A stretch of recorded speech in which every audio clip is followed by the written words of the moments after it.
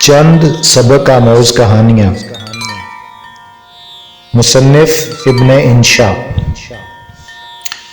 एक थी चिड़िया, एक था चिड़ा। चिड़िया लाई दाल का दाना, चिड़ा लाया चावल का दाना। उसी से खिचड़ी पकाई, दोनों ने पेट भर कर खाई। आपस में इत्तेफाक हो तो एक दाने की खिचड़ी भी बहुत हो जाती है। चिड़ा बैठा ऊँग रहा था कि उसके दिल में वसवसा आया कि चावल का दाना बड़ा होता है, दाल का दाना छोटा होता है। बस दूसरे रोज खिचड़ी पकी तो चिड़े ने कहा, इसमें से 56 हिस्से मुझे दे, 44 हिस्से तू ले। ऐ भगवान, पसंद कर या नापसंद कर, हक़ाइक़ से आंखें मत बंद कर। चिड़े ने अपनी चोंच में से चंद नुकात भी निकाले और इस बीबी के आगे डाले। बीबी हैरान हुई, बल्कि रो रो कर हलकान हुई कि उसके साथ तो मेरा जन्म जन्म का साथ था, लेकिन क्या कर सकती थी। दूसरे दिन फिर चिड़िया दाल का दाना लाई और चिड़ा चावल का दाना लाया। दूसरे दिन अलग अलग हिंडियां चढ़ाई, खिचड़ी पकाई। क्या देखते हैं कि 2 ही दाने हैं। चिड़े ने चावल का दाना खाया, चिड़िया ने दाल का दाना उठाया। चिड़े को खाली चावल से पेचिश हो गई, चिड़िया को खाली दाल से कब्ज हो गई। दोनों एक हकीम के पास गए जो एक बिल्ला था। उसने दोनों के सिरों पर शफकत का हाथ फेरा और फेरता ही चला गया। ये कहानी बहुत पुराने जमाने की है। आजकल तो चावल एक्सपोर्ट हो जाता है और दाल महंगी है, इतनी कि वो लड़कियां जो मौलवी इस्माइल मीठी के ज़माने में दाल बिगाड़ा करती थी, आज फकत शेही भगाती हैं। दूसरी कहानी। एक था गुरु, बड़ा नेक धर्मात्मा। 2 उसके चेले थे, वफादार जानिसार, गुरु के खून की जगह अपना पसीना बहाने के लिए तैयार। एक का शुभ नाम पूरब मल था, दूसरे का पश्चिमी चंद। गुरुजी जब लोगों को उपदेश देने और उनकी मुरादें पूरी करने के बाद आराम करने को लेटते तो चेला पूरब मल उनकी दानी टांग दबाता और पश्चिमी चंद बाईं टांग की टहल सेवा करता। दोनों अपने अपने हिस्से की टांग की मुट्ठी चापी करते, तेल चपड़ कर से चमकाते, झंडियां और घुंघरू बांध कर उसे सजाते, उस पर मक्खी भी ना बैठने देते थे। एक रोज करना परमात्मा का ऐसा हुआ कि गुरुजी एक करवट लेट गए और उनकी बाईं टांग दानी टांग के ऊपर जा पड़ी। चेले पूरब मल को बहुत गुस्सा आया।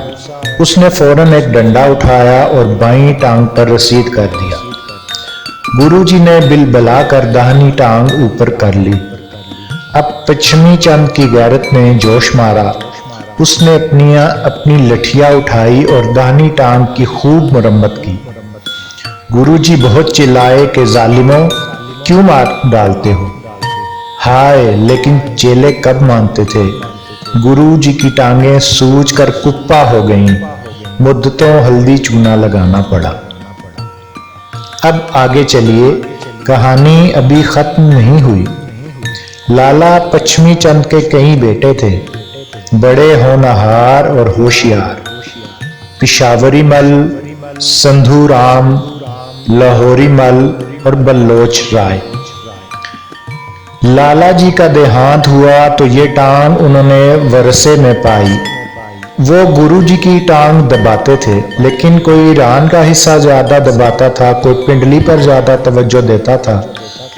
आखिर एक रोज झगड़ा हुआ और तय हुआ कि हम अपना हिस्सा अलग कर लेंगे। लाला पोकुमल ने कहा, हाँ हाँ ठीक कर रहे हो, मैं भी अपने हिस्से की टांग काट कर ले जा रहा हूँ। अब इन बरखुरदारों ने गंडासा मंगवाया। एक ने रान संभाली, बोरी में डाली, दूसरे ने पिंडली ले ली, तीसरे ने घुटना उठाया, चौथे ने बाकी को समेटा और घर की राह ली। उसके बाद सभी हंसी खुशी जिंदगी बसर करने लगे। गुरुजी का क्या हुआ, मरे या जिए? जिए तो कितने दिन तक जिए। इसका कहानी में जिक्र नहीं। अगली कहानी। एक था कछुआ एक खरगोश। दोनों ने आपस में दौड़ की शर्त लगाई। कोई कछुए से पूछे कि तूने क्यों लगाई, क्या सोच कर लगाई, दुनिया में अहमकों की कमी नहीं, एक ढूंढो हजार मिलते हैं। तय ये हुआ कि दोनों में से जो नीम के टेले तक पहले पहुंचे वो फातेह समझा जाए, उसे इख्तियार है कि हारने वाले के कान काट ले। दौड़ शुरू हुई। खरगोश तो ये जा वो जा, पलक झपकने में खासी दूर निकल गया।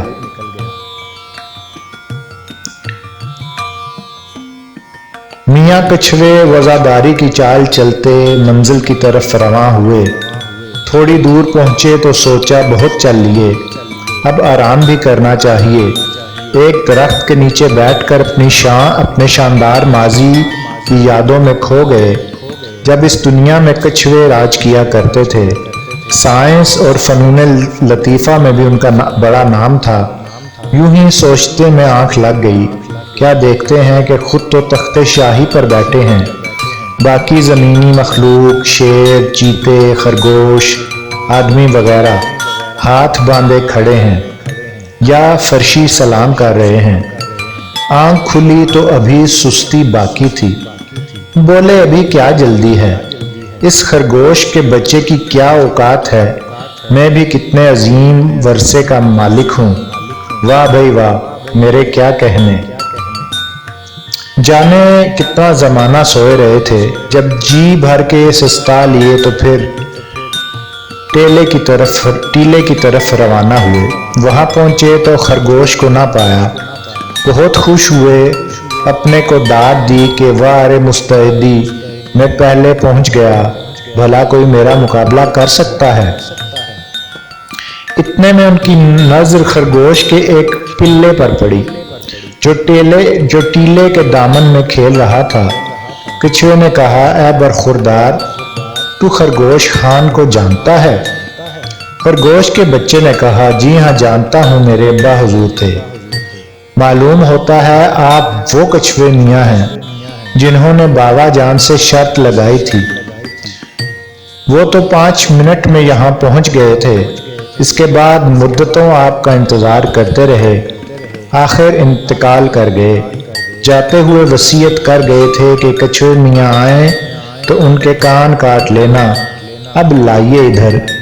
कछुए ने अपने कान और सर खोल के अंदर कर ली, आज तक छुपाए फिरता है। अगली कहानी। एक कौवा रोटी का टुकड़ा लिए हुए एक दरख्त की टहनी पर बैठा था। एक लोमड़ी का गुजर उधर से हुआ, मुंह में पानी भर आया। सोचा कि कोई ऐसी तरकीब की जाए कि ये अपनी चोंच खोल दे और ये रोटी का टुकड़ा मैं झपट लूं। बस उसने मस्कीन सूरत बनाकर और मुंह ऊपर उठाकर कहा, कव्वे मियाँ सलाम, तेरे हुस्न की क्या तारीफ करूं। कुछ कहते हुए जी डरता है। वाह वाह, चोंच भी काली, पर भी काले। आजकल तो दुनिया का मुस्तकबिल कालों ही के हाथ में है। अफ्रीका में भी बेदारी की लहर दौड़ गई है, लेकिन खैर ये सियासत की बातें हैं। आमदम बर सरे मतलब, मैंने तेरे गाने की तारीफ सुनी है, लगता इतना खूबसूरत है तो गाता भी अच्छा होगा। मुझे गाना सुनने का शौक यहाँ तक खींच लाया है। हाँ तो एक आध ठुमड़ी हो जाए। कौवा फूला ना समाया, लेकिन सयानेपन से काम लिया। रोटी का टुकड़ा मुंह से निकाल कर पंजे में थामा और लगा काएं काएं करने। बी लोमड़ी का काम ना बना तो ये कहती हुई चल दी, हद तेरे की, बेसुरा भांड मालूम होता है, तूने भी हकायते लुकमान पढ़ रखी है। अगली कहानी। एक प्यासे कौवे को एक जगह पानी का मटका पड़ा नजर आया। बहुत खुश हुआ, लेकिन ये देखकर मायूसी हुई कि पानी बहुत नीचे है। फकत मटके की तह में थोड़ा सा है। सवाल ये था कि पानी को कैसे ऊपर लाए और अपनी चोंच तर करे। इत्तफाक से उसने हकायते लुकमान पढ़ रखी थी। पास ही बहुत से कंकर पड़े थे। उसने उठाकर एक एक कंकर उसमें डालना शुरू किया। कंकर डालते डालते सुबह से शाम हो गई। प्यासा तो था ही, निढाल हो गया। मटके के अंदर नजर डाली तो क्या देखता है कि कंकर ही कंकर हैं।